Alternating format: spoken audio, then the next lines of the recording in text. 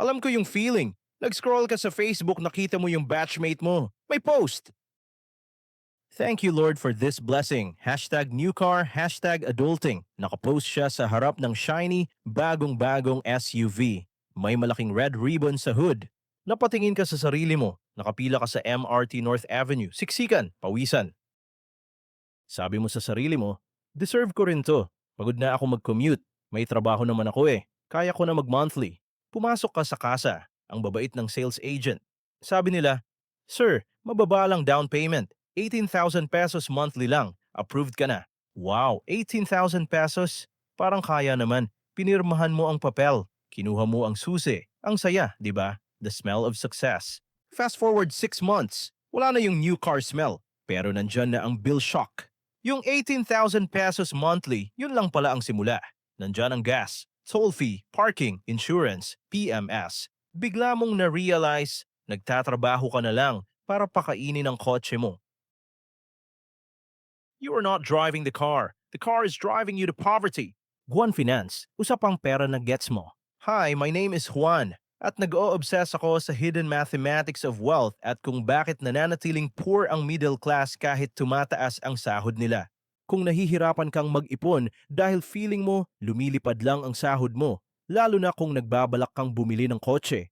Please, click that subscribe button. At kung makatulong to sa'yo, hit the like button na rin.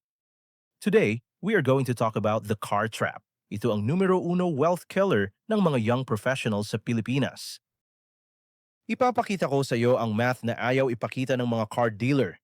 Handa ka na bang malaman kung bakit ang kotse ang pwedeng maging dahilan kung bakit hindi ka makakapag-retire ng maaga? Unahin natin ang pinakamalaking kasinungalingan. Maraming nagsasabi, investment ang kotse, asset yan. Let's look at the definition. An asset puts money in your pocket. A liability takes money out of your pocket. Ang kotse ba naglalagay ng pera sa bulsa mo unless ginagamit mo yan pang grab? Hindi. Kinakain nito ang pera mo araw-araw. At hindi lang yun. Ito ay depreciating asset.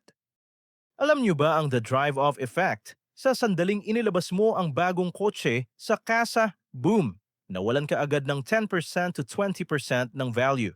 Kung bumili ka ng 1 million pesos na kotse, paglabas mo ng gate, 800,000 pesos to 900,000 pesos na lang ang halaga niyan. Isang minuto pa lang, lugi ka na ng 100,000 pesos. San ka nakakita ng investment na ganun? Buying a brand new car creates an illusion of wealth, but in reality, it is a wealth shredder.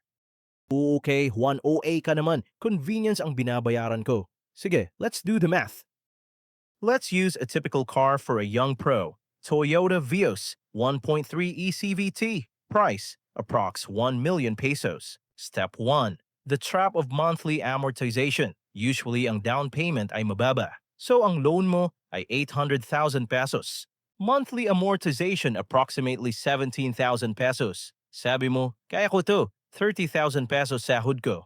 Mali. Ang tawag dito ay sticker price bias. Tinitignan mo lang ang monthly ng bangko, pero nakalimutan mo ang running costs. Step 2. The hidden costs. Gasoline, 6,000 pesos to 8,000 pesos per month. Toll fees, RFID, 2,000 pesos to 4,000 pesos per month. Parking, office plus home plus mall. Let's say low ball, 3,000 pesos per month. Insurance and LTO registration, average 1,500 pesos per month. Step 3. The grand total, total monthly cost, 32,000 pesos. Wait, magkano ulit sahod mo? 30,000 pesos. Kung 40,000 pesos ang sahod mo at 32,000 piso ang napupunta sa kotse, may natira kang 8,000 piso para sa pagkain, kuryente, internet at ipon. Good luck. You are essentially working just to keep your car alive. Ikaw ang alapin ng Vios mo. Kung ganito kasakit ang math, bakit ang dami pa ring bumibili? It's simple, status signaling. Kapag may kotse ka, feeling mo, successful na ako, respetado na ako, may tinatawag na the spotlight effect. Akala mo, lahat nakatingin sa iyo. Here is the brutal truth. No one cares about your car. They only care about themselves. You are paying 32,000 pesos a month to impress people who don't even like you. At ang kapalit ng porma na, yan, ang tawag ko dito ay golden handcuffs. Mukha kang mayaman, pero hindi ka pwedeng mag-resign. Hindi ka pwedeng mag-travel. Naririnig ko na ang sigaw niyo. Juan, hindi mo kasi alam ang hirap ng commute. I agree, 100%. Commuting in Manila is hell on earth. Pero ang tanong, is a brand new car the only solution? Option A, the grab and taxi strategy. Mas mura pa rin kaysa sa 32,000 pesos total cost of ownership ng kotse. Option B, the second-hand market. Bakit kailangan new? Ang 5-year-old Vios ay pareho lang ng function. Here is the part where it gets really scary. The 10-year wealth destruction. Let's compare two scenarios. Person A, car guy, versus person B, investor guy. After 5 years, person A may 5-year-old car.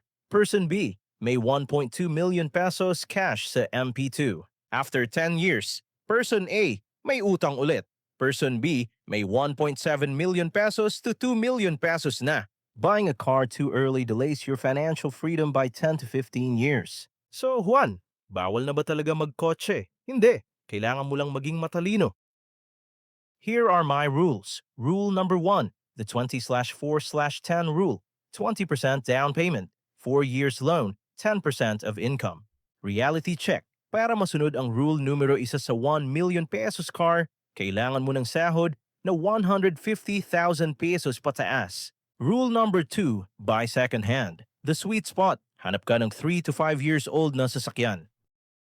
Rule number 3, the cash flow test. Kung ang pagbili ng kotse ay magiging dahilan para tumigil ka sa pag-iipon, huwag mong bilhin. Friends, listen. I know the pressure is real. Nakakainggit makita ang mga kaibigan mo na may bagong wheels.